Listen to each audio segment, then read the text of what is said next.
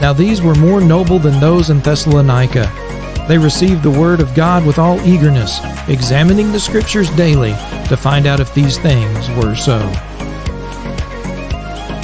Join us as we look into the inspired text of King Jesus with the same desire and approach to discover the will of God with Berean spirits. Welcome back to Berean Spirits. My name is Chris Peltz. I'm the evangelist working with the Southside Church of Christ in Springfield, Missouri, and the full panel is back today. We've got Richard Dodson, the hopeful for the Kansas City Chiefs man up in Kearney, Missouri. Rich, how you doing? I'm still got my Super Bowl shirt on, waiting for Sunday, first of all, so I can worship God. But then, secondly, you know, God loves the Chiefs. That's why He sent us Pat Mahomes, and I think we're on our way, Chris. I really do. I think we're going back to the Super Bowl. We're going to win it again, and then we're going to come back. We're going to do it again next year. You are the chief of all sinners. I would say that. I would say that. Smooth. That was a really smooth way to work Chief in. That was good. Wow. Awful thing to say. And he's a Chiefs fan. I know. I can't believe he said that. Chief of all sinners. Truth hurts, doesn't it? Oh man, he's like a great big punching bag that we just hurl our insults at, and he just absorbs them and keeps on going. It's great. Hey, I'm glad we have that release. Yeah, me too. Me too. Richard is Other three strong guys. for all of us. He's strong for all of us. Have you other three guys got a job yet? That's right. Chris said he's a minister down south side. I'm surprised he's still there. But what about you guys? Well, we got Matt Hodge from the Brentwood Church of Christ over in Marshfield, Missouri. Matt, you doing all right, man? Yeah. I'm just kind of trying not to be the punching bag. I'm good. We'll take it easy on you. It's all right. We got Craig Benny up at Lake of the Ozarks with the Lake of the Ozarks Church of Christ. Craig, you doing good today, man? Yeah, but I think I brought the wrong notes. I thought I was on Berean Spirits, but I showed up and it's Good Morning NFL. Good morning. So I guess I'll just wing it today. Yeah. That's what we're doing. That's what Pat Mahomes said. That's I'm just going to wing it today. Was that before or after he got a concussion? Yeah, right. It actually wasn't a concussion from what I heard, but Yeah, I think he got choked out. So Fact check. yeah, he ended up getting a fact check. Oh man! And doing the fact checking today is Mr. Josh Thornhill with the Brookmead Church of Christ in Johnson City, Tennessee. Josh, how you doing? I'm doing well. Where's my applause, Richard? Anyway, I'm doing all right. Glad to be on.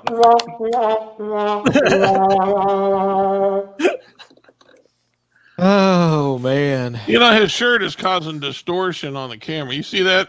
Oh, you can't see it, You can know, you, it's Chris? funny. But- I kind of hear that same sound effect when I'm preaching. Yeah. You too?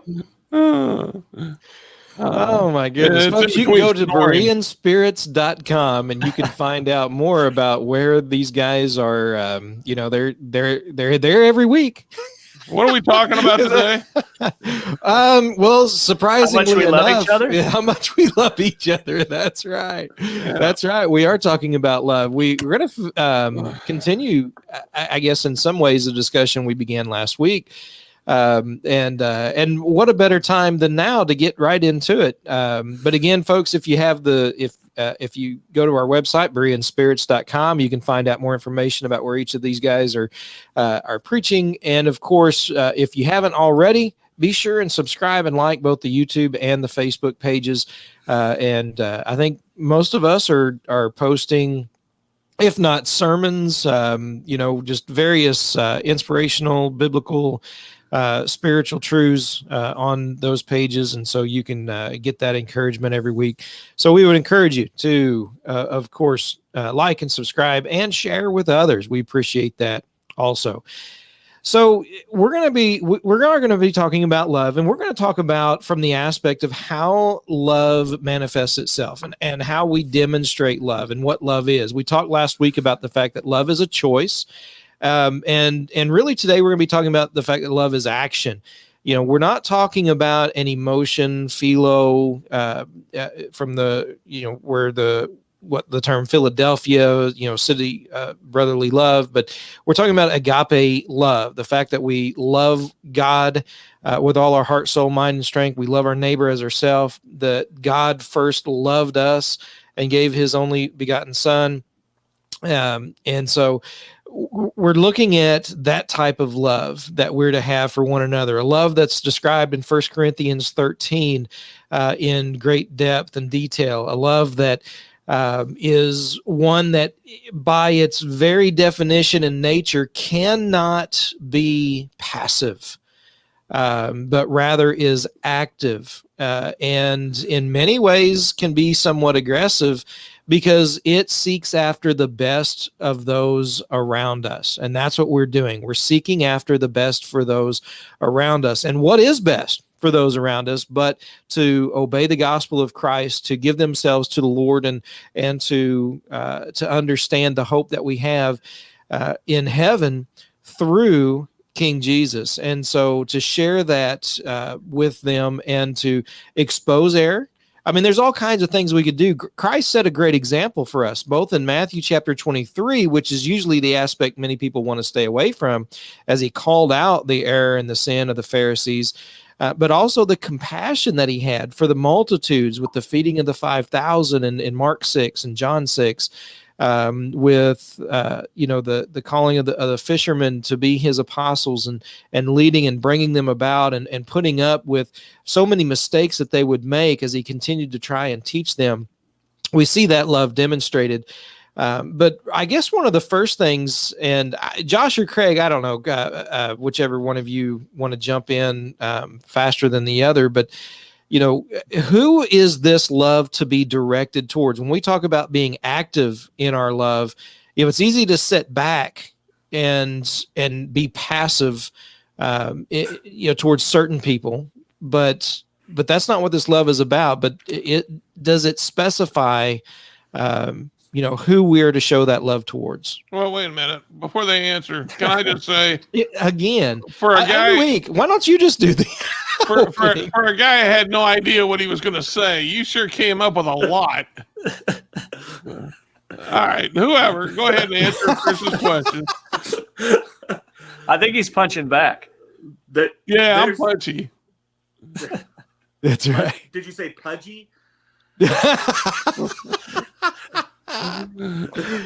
Portly, but yeah. Anyway, go ahead, Craig. Anyways, there's actually a really good answer to this in Luke chapter 10. Somebody asked this question of Jesus. They asked, "What is the greatest commandment?" And he said, "Well, what is your reading? What is the reading of the law, or what is the law saying? What is your reading of it?" And he says, "To love your neighbor as yourself, or love the Lord your God with all your heart, mind, and soul, and to love your neighbor as yourself." And he said, "Oh, you've said rightly." And then he said, seeking to justify himself, he said, "Yeah, but who's my neighbor?" And so, in response to that, Jesus tells the story of the Good Samaritan.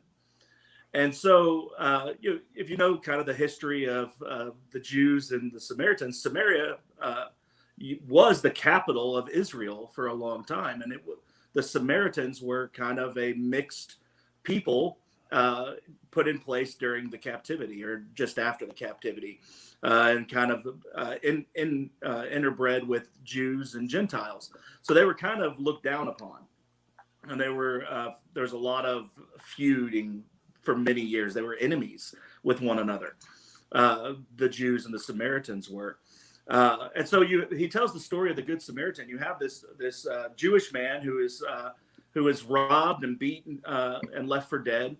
And there's a Levite who comes and passes on the other side, and a priest who comes and passes on the other side. And then there's the Samaritan who comes, his enemy, and then he goes to him and he takes care of him. He bandages his wounds, he cleans him, puts him on his own mount or his own donkey, and takes him into the inn and then tells the innkeeper to take care of him and that he would pay for it all. And so that's Jesus' answer to who is my neighbor. And so Jesus asked the question, who was a neighbor to this man? And obviously the answer is the Samaritan. So who should we love? And the commandment is to love your neighbor as yourself. So you love God and you love your neighbor as yourself. Well, who is your neighbor? Well, even your enemy is your neighbor. Your neighbor is mankind. It's everyone. This is echoed in Matthew chapter 5. Jesus in Matthew chapter 5 is kicking off the Sermon on the Mount. He's kind of redirecting their minds from their old way of thinking, from the traditions that have been handed down from men. And he says, you've heard it said of old to love your neighbor and hate your enemy.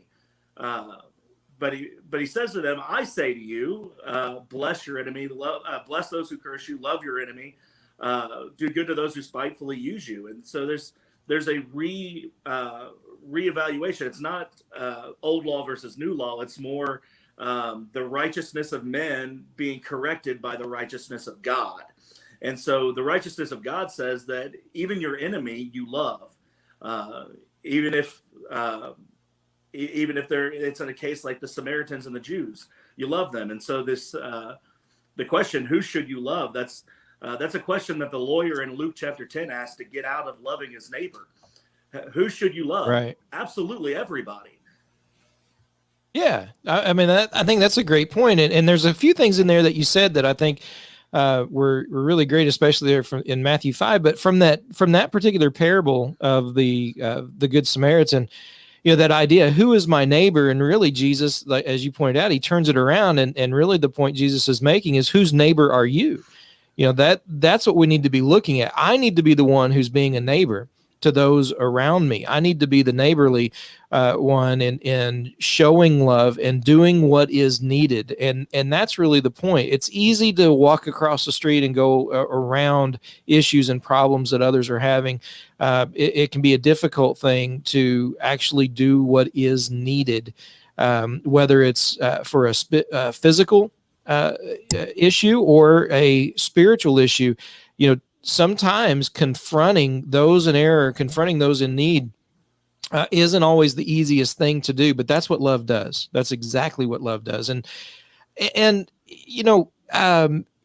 you continue in Matthew 5, you really, the whole context of the latter part of Matthew 5, really from verse probably 15 on, is in the context of love. And Matt, I'm going to go to you for just a second, because not only does he talk about loving your enemies, which is certainly in that, but also he talks about the spouse, right?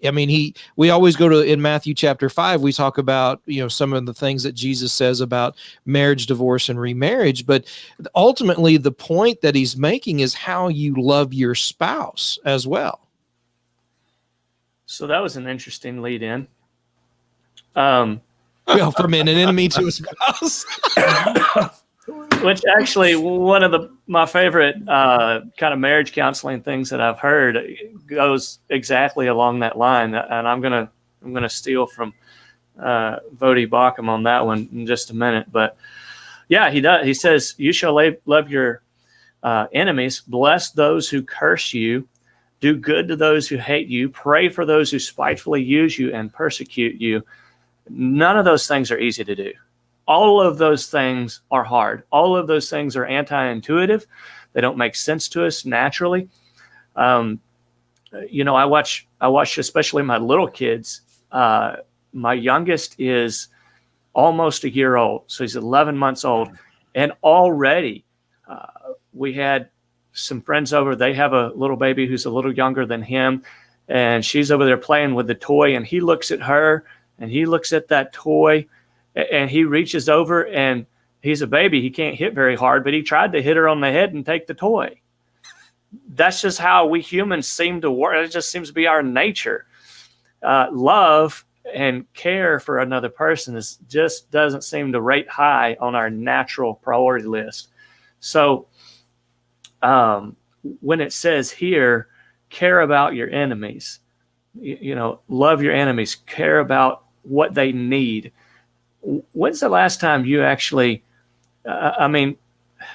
When's the last time you actually heard somebody or yourself thought, that guy is doing me wrong? I wonder what I can do for him. I wonder how I can help him out. That's just very difficult. And he goes on, bless those who curse you. Last time somebody cussed you out, you were like, may you have a great day today, right? That was just the first thing popped in your mind, right? Josh says, bless your heart. Yeah, I do too, man. That's right. I'm from that stock too. And the funny thing about that is it doesn't really mean you like that person. Yeah. And a lot of times it doesn't mean you actually want their heart to be blessed either. You're just saying it, unfortunately. But do good to those who hate you. Again, same type of thing. Pray for those who spitefully use you and persecute you. All of these things are just different ways to say love your enemies. Care about those people who don't love you or who are even actively acting against you. Let's see. He goes on to say in verse 45, that you may be sons of your Father in heaven, who makes his sun rise on the evil and on the good. In other words, there are people who love God in this world, but there are a lot more people who don't care about God or who actually hate God. And he goes ahead and makes the sun rise on them, and they have a sunshiny day anyway.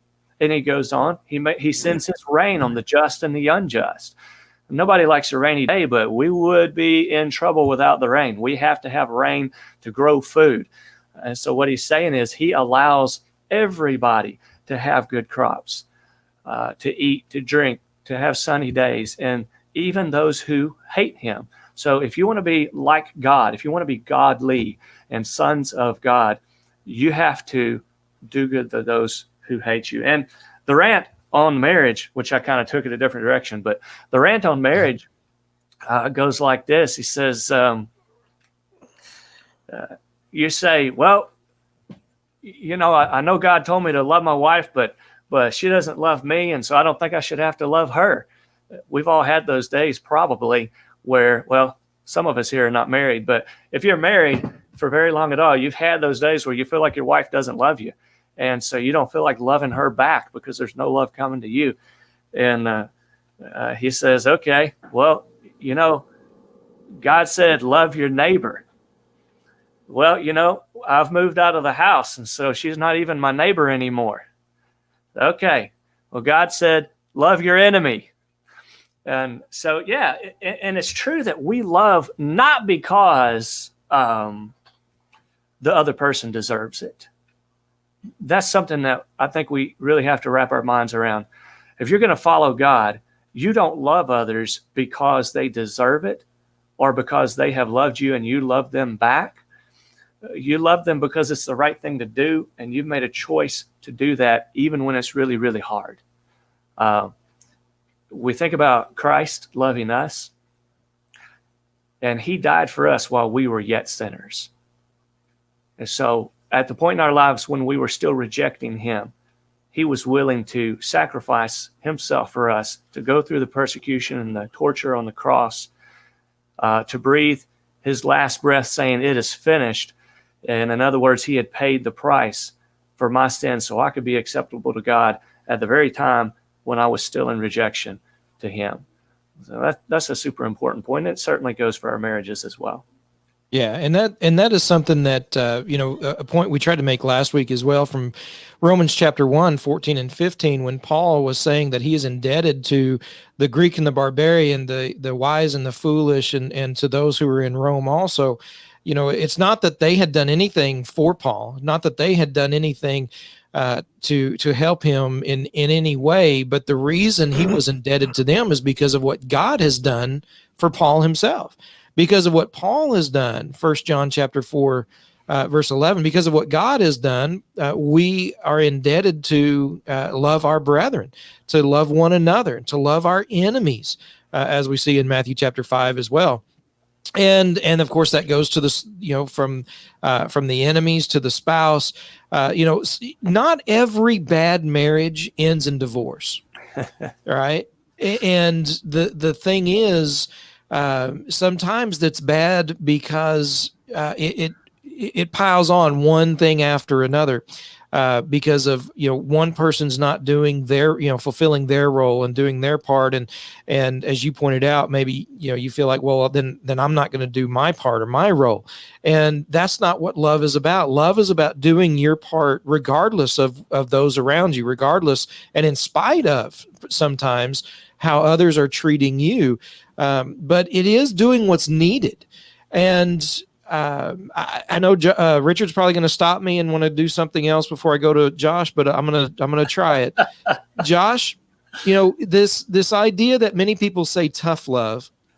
All right, doing what is needed. I mean, that's what we're saying love is, right? Which is, many people say, well, that's tough love. And there's a lot of situations where doing what is needed may be difficult and tough, but nevertheless, it is what is needed.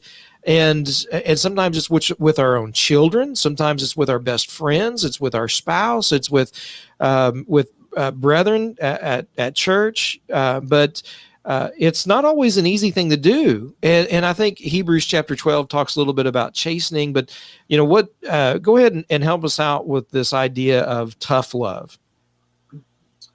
Well, I agree with the concept, but I do want to push back a little bit on the phrase "tough love," because a lot of times when somebody does something and people say, "Well, that's just tough love." Now, actually, that's just love, because as Chris has already pointed out, if we define what love is, it's not that ushy-gushy feeling. It's desiring the best for others or seeking the greatest good for others. And why don't parents allow their children to eat candy for dinner every night? I mean, I'm sure a lot of kids would love that, right? But why don't parents do that? Because they want what's best for their child, and what's best for their child is not eating candy every night for dinner. Why aren't we going to allow our kids to go out and do drugs? Well, because that's not what's best for them. And so we might put restrictions on them. We might even go to the point of punishing them when they do something that's not right, not because we're being cruel or hateful to them, but because we want what's best for them. You think about 1 Corinthians chapter 5. 1 Corinthians chapter 5, you have a man who's caught in sexual immorality, and it says it's sexual immorality such that's not even named among the Gentiles. I mean, not even the worldly people are doing this, his point is. And he says, you're puffed up and have not rather mourned over this. So they're just kind of going along as if nothing's wrong. And Paul says in verse 4, 1 Corinthians 5, when you gather together, deliver such a one to Satan for the destruction of the flesh. And a lot of people might think about that, and in especially the terms of church discipline, and say, well, that's just harsh. No, that's loving.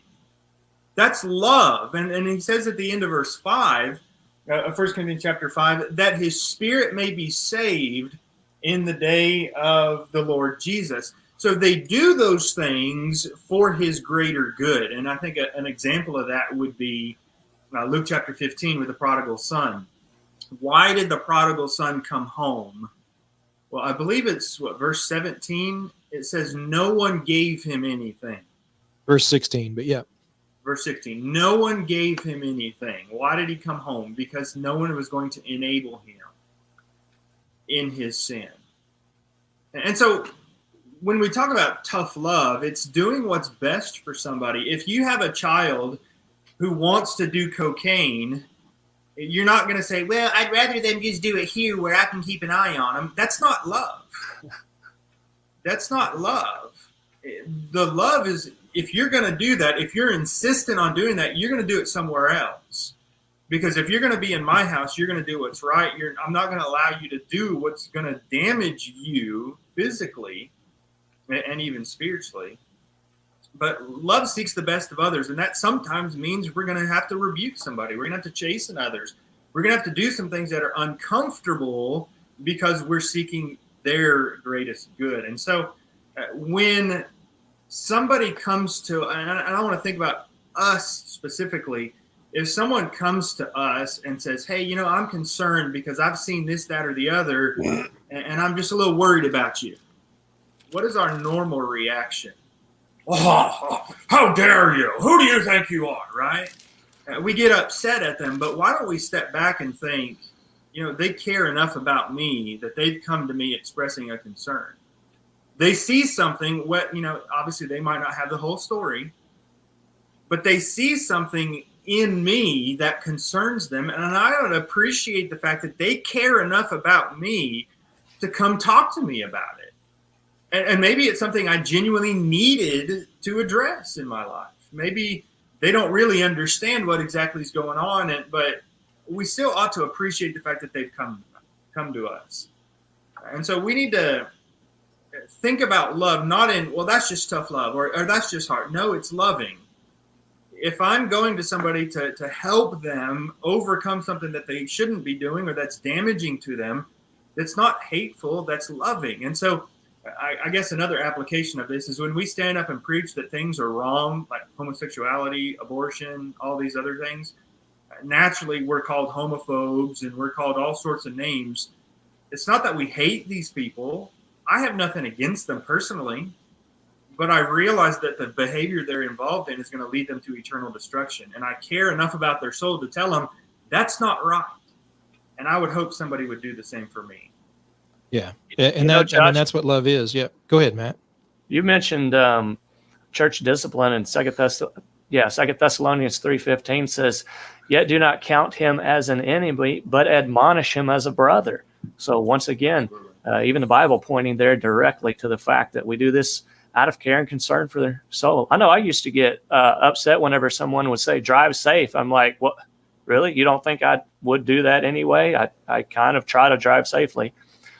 And what I realized after several years is they just are trying to say, "I hope you have a safe trip." That's why I just started saying thank you. And I've been more at peace ever since. Well, before I go this to Richard, wait a minute, Richard. Wait a minute. I'm going to cut you off this time. That's the first time I got to do that, so I'm pretty proud of myself right now. But anyway, no. So I was teaching my son how to shoot, and I was talking to him about aiming the rifle. He was looking through the scope, teach him how to use the scope, and pulling the gun in tight to his shoulder. Talk about his breathing, and as he pulls the trigger, let the gun surprise him. I said, but be sure to hold it tight to your shoulder, and finally he got to the point he was like, I know. Just leave me alone. Just stop it. I was like, okay, fine. Go ahead. Shoot the gun. And the gun goes off. And the next thing I know, he turned around and goes, he's like out of breath because the scope has come up and hit him right between the eyes and he's bleeding, and I'm like, what happened? He goes, I didn't hold the gun, like I was supposed to, like I kept telling him to, and it's like, well, that's why I kept telling you, that's why, kept reiterating this to you, but, and that's what we do. I mean, we try to point out these things, not because, we're trying to say I'm right and you're wrong, but because we love those around us and we want to, help them to know what is best for them and to lead them to God. All right, Richard, go ahead.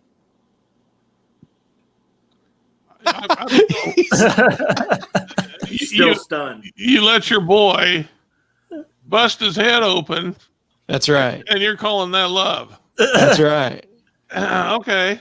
Well, he originally tried to love him by helping him not bust his head open, but that love wasn't received. So he just went ahead and let him bust his head open. Yeah, pretty much. Okay. All right. Sometimes you have to let kids learn. It's better than doing it for him. That's my nephew. Yeah. Thank you, guys. Yeah. Looks like we're gonna have to have an intervention for Richard. We've got the four guys here. Richard, I just want our viewers to notice that I'm the only one without facial hair. Everybody here has facial hair, but I'm the only one that bothers to shave and make himself look presentable. So that's why they pick on me, because they know I'm clean, they know I'm good looking, and they're jealous. But having said that, you're the reason I went blind. What are you talking about? Good looking. Hey. 4 men and a boy. There's another aspect of love we have not addressed. Okay. And that is sacrificial. I'm thinking about like 1 Corinthians 8 and 9, Romans 14, where Paul talks about how he has rights. 1 Corinthians 8, you know, he has a right to eat meat that's offered to idols. God doesn't care about it. You got that right. You know, he goes on in 1 Corinthians 9 talking about how, you know, he's got a right to get paid for the work he does as a preacher. He has a right for that. He has a right to get married. He has rights. And he addresses the same thing about the eating of meats in Romans 14. But for various reasons, you know, he was willing to forego his rights in order to help a weaker brother grow, because he didn't want to stumble. He didn't want them to stumble due to conscience sake. For instance, he said that there were those who were weak in the faith that still had a conscience toward the eating of meat offered to idols. And so, you know, he said, you know, I don't want to make them sin, so I'm just not going to eat meat. And so he's practicing sacrificial love. In other words, yeah, he's got that right, but he's not going to do it because he loves his brother and he wants them to grow. Did he have a right to get paid as a preacher? Yeah, but for whatever reason, it was better for them at the time, you know, if he was this other example for them. I mean, he was all things to all men, and he made that clear in 1 Corinthians 9. He would do anything to try to bring them to Christ. And maybe that's why a lot of people are having trouble teaching other people today, is because they refuse to give up their rights in order to benefit a weaker brother. But if we think about what we're trying to do for our weaker brother, how we're trying to love them ahead of ourselves, and we're trying to help them come along and get stronger, you know, if we're going to practice love, I think that's something we got to keep in mind, is there's going to be times when it's going to be best for those whom we love to forego our rights. Does that make sense to you? Yeah, I think so. I mean, that's, you know, there are certain things that we are allowed to do, you know, even liberties that we have. And sometimes maybe using the term liberty as far as, you know, because a lot of times we get caught up in that idea of this is my right. I have a right to do this. You know, sometimes we have liberties that, you know, as far as God is concerned, you know, he hasn't restricted on how we go to preach and teach the gospel. Right. So we're at liberty from God's perspective to use all kinds of means to go and preach and teach the gospel of Christ, to jump on a horse and ride downtown. Well, there are certain cities that have ordinances that say you can't ride a horse downtown. And so that liberty is taken away by civil government. But sometimes it's not necessarily a law that is taken away. It is, as you pointed out, you know, a brother's conscience that we should, you know, set aside, you know, the idea of rights or liberties that we may have, but always with a view to eternity. And I think that's where it comes in. And that's the point of the love that we're talking about. It's not even always about what is best for them physically, but what is best for them spiritually. You know, you've got, well, it could be physically. Well, yeah, but it certainly can be, but it's always in view of eternity. Right. It's always spiritually. Yes, there are some physical aspects, absolutely, that we're taking care of, that love looks and see what is the need that we can take care of. And so, yes, there are physical things that will entail sometimes, but all the time it is with a view of eternity. And I think that's what we need to always keep in mind when we're trying to find out what we say. You know, Ephesians chapter 4, verse 29 talks about the way we speak to one another to make sure that our speech gives grace to those who hear us. And so what we say, that doesn't mean tell them what they want to hear. Right? 2 Timothy 4, verse 2, preach the word in season, out of season, because he goes on to explain that there are those that heap up to themselves teachers having itching ears, that they'll be turned aside away from sound doctrine to fables and superstitions. But no, we preach the word, and that's because we love them. That's because we love the souls of those around us. And that's what we need to be doing at all times with view of eternity, you know, because souls are at stake, both theirs and ours. And that's why we demonstrate the love by speaking the truth and doing what is needed for those around us. You know, I just want to jump in, if you guys don't mind, and apply that to today.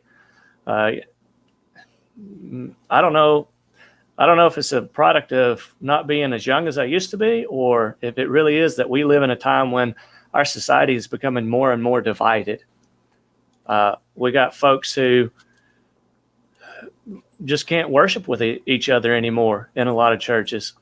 We've got folks who, we talk about rights, and I think this ties in very well with that. We've got folks who say, well, if you're going to make me wear a mask, I'm not coming to church. And other folks who say, well, if you're going to allow people to get others sick because they don't wear a mask, I'm not coming to church. And believe it or not, there are greater issues at stake than whether we get sick or not. I'm just going to throw that out there. There are greater issues at stake. Not everyone's going to agree with that. I understand that.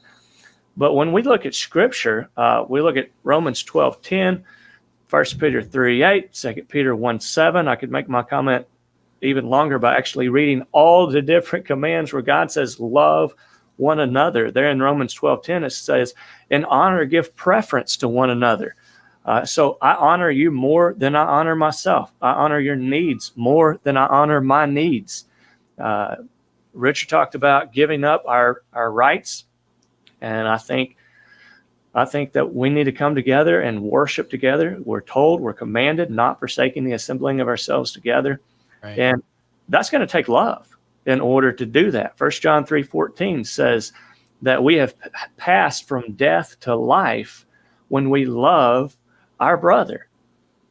Wow, really? So that's that's when we know we for sure are on God's side, is when we have enough of his Spirit in ourselves to reach out and love my brother when it's hard, when it's difficult, when I think he's making me sick, or when I think that he's taking away my right to not wear a mask. And so these societal divides must infiltrate the church. There will be people on both sides of the issue in our congregations across this nation. And so we're going to have to figure out how to love each other. 1 John 2:10 says that there's no cause for stumbling in the brother who loves his brother.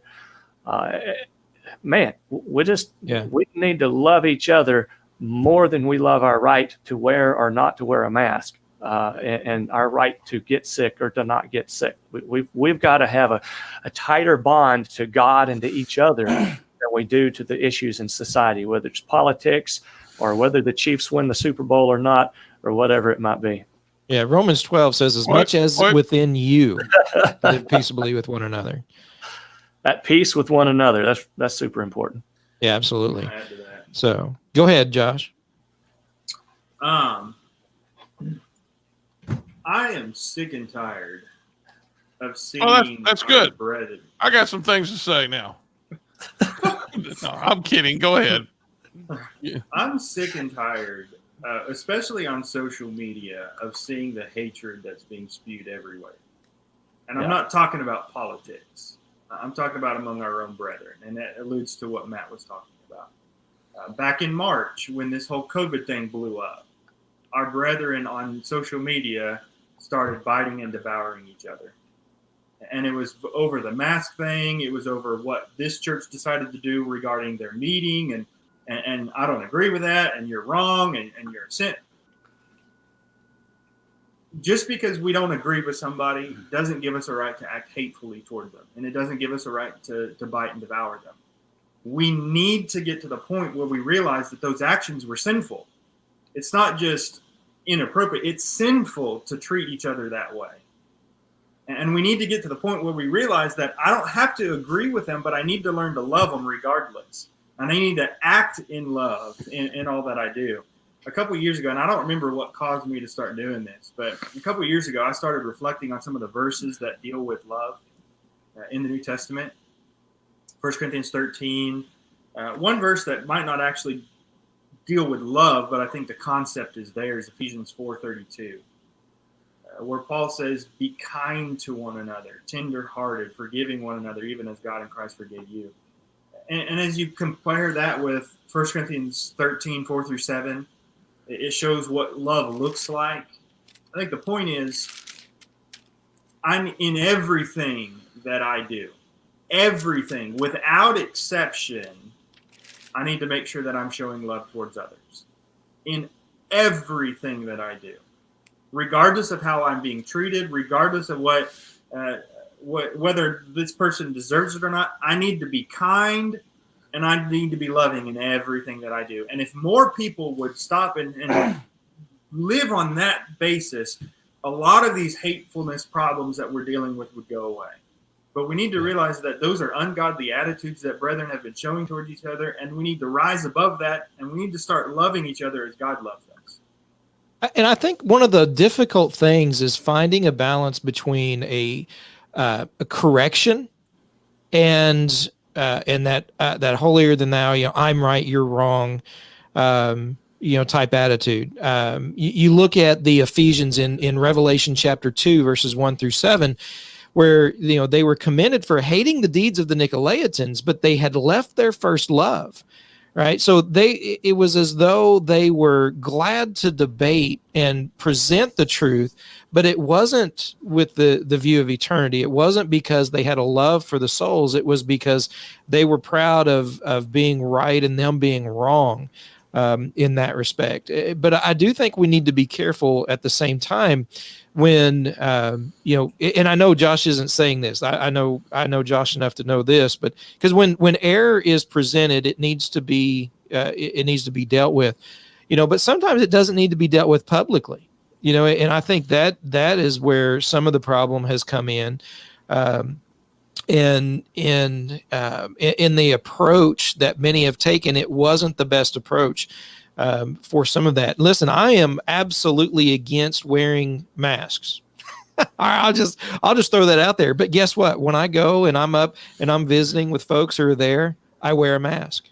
I do, because not only is there an ordinance, to as far as that particular aspect of law, but I know where some stand and what some think, and some of the members that we have and where they're at on that, and I'm going to wear a mask when I'm around them, when I'm there, and social distancing isn't possible.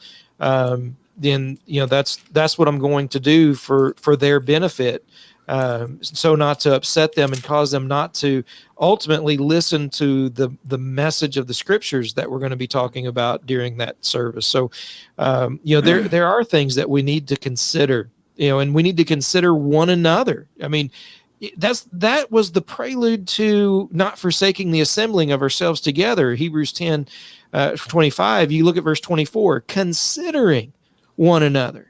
And that is lost, I think, with the attitude that Josh is talking about, that many demonstrated in their attack of others, and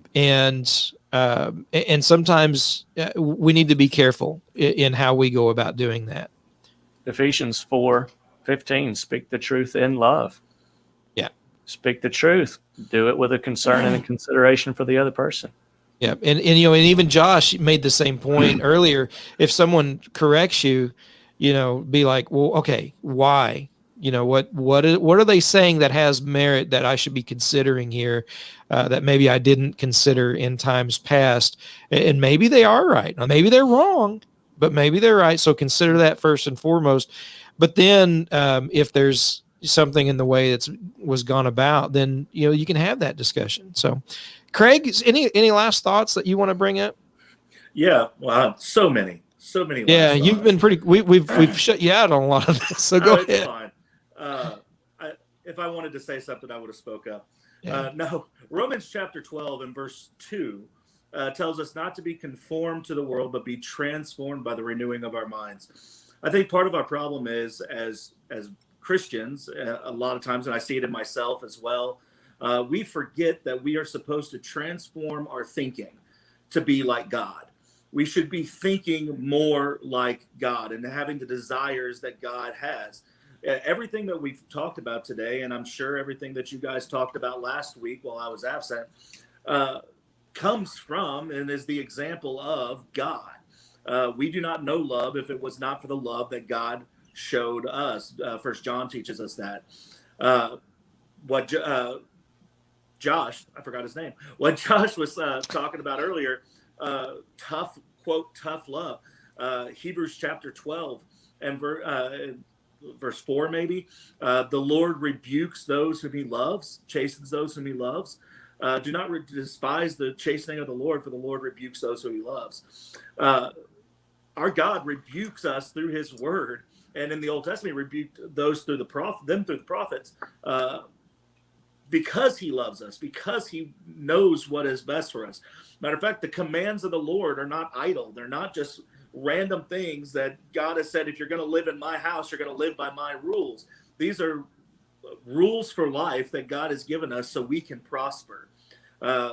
Honor your father and mother, that your days may be long or extended on the earth or in the land. There's reasons for his laws, and we need to start thinking like God. First John, the first letter that John wrote, that whole read that whole book, that whole letter. It's packed full of examples of love. It starts out by saying that if we walk in the light as he is in the light, we have fellowship with one another, and truly our fellowship is with God. We cannot have fellowship with God unless we stay in unity with one another.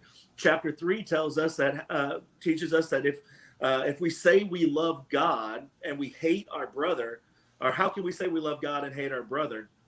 How can we say that we love someone who we have not seen but hate the ones that we see every day? How can we love and say we are Christians if we are not sacrificing for the needs of our brethren? Talking about the mask. I hate masks. I'm big. I have a beard. You know how much moisture gets caught in a beard under a mask? It's disgusting if it's there for a long time. Well, shave. Yeah, but if I shaved, I would look like you. But it's hard to come back from that. Yeah, right. Craig's my son. How can we love one another if we're not willing to do everything we can to preserve the unity with one another, preserve our brethren for salvation, and preserve ourselves for salvation? Yeah. That's a really good point. I before I go to Richard for some of his last thoughts, I have a trivia question, and the trivia question is, agape, which we've been talking about, love, is also translated by what other word? Charity. There you go. Think about that for a minute. You know, we get away from that old King James sometimes, which I do because I don't talk that way, you know, and I like the newer translations and modern English, but that idea, charity, you know, that really does fall into the definition that we've been talking about when we talk about the love, that, you know, the action, the doing, providing what is needed. That I think that really comes in. So Matt's the winner on the game where the points don't matter. And I'll take Richard? delivery of my boat anytime. There you go. All right. Yeah. All right. You got it. All right. Richard, last thoughts. Well, we need to going along with what what's his name, Josh, I think his name is. We need to when we're on social media, it's very hard to interpret someone's intent by the written word, because you can't see their face, you can't hear the tone of their voice, and so that makes it difficult. That's something to consider. But be that as it may, if you see error, you got to stand against it. So that's all I say. Yeah. Well, folks, again, I would encourage you to go to bereanspirits.com. You can find out where each of us preach every week and other works that we're involved in. We would encourage you to like and subscribe to both the YouTube and Facebook pages that we're involved with as well. A lot of great information. Tonight, Richard will be with the Gospel Preaching Live that he does every Thursday night and every Sunday night. as well. And so there's more information there as far as the Kearney Church of Christ is concerned. You've got Josh in Johnson City, Tennessee at the Brookmead Church of Christ. You got Craig with the Lake of the Ozarks Church of Christ in Central Missouri. Matt with the Brentwood Church of Christ in Marshfield, Missouri. And of course, here in Springfield with the Southside Church of Christ. We would encourage you to check us all out on our respective pages. We really do appreciate everybody tuning in, the comments, the just the encouragement that we get from you all. We really do appreciate it, and we look forward to this opportunity every week. Until next time, remember to use the scriptures to study daily to find out the truth as Berean spirits.